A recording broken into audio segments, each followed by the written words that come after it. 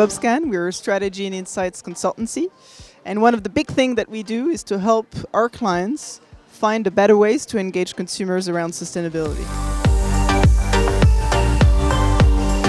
Great opportunity to talk about sustainability in the context of the home. As we know it, this is still an area where most of our behavior is happening, whether it be whatever we eat, how much energy we consume, whether we recycle or not. There are still big opportunities for brands to help have a positive impact on sustainability, but only if they do manage to find ways to engage consumers within the context of the home.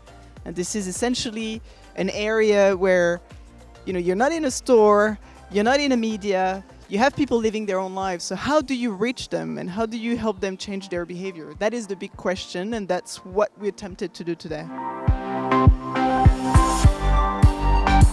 The first takeaway is that we need to reframe the conversation. So yes, we know in the context of the home, that's where most of consumer sustainability impact is. As I said, whatever you eat, how much energy you consume, if you do recycle or not, etc., etc. Yet, if you do engage consumers only on the basis of rational conversations, as in you're going to help save the planet if you do recycle, etc., etc., this won't cut it. It won't stick. So you do need to reframe the conversation and help move away from talking about, helping the planet to actually living a more sustainable and healthier lifestyle at home. You need to make it relevant, a lot more personable, a lot more emotional to people. So talk about how you would help them live a better life with their families, raise healthier kids, give people greater opportunities within that context of the homes. And it's hard because most of the sustainability professionals that they made up about half of our attendees today. It is very hard for them because we've taught them to talk facts, to give figures about, the climate impact and savings and all of that.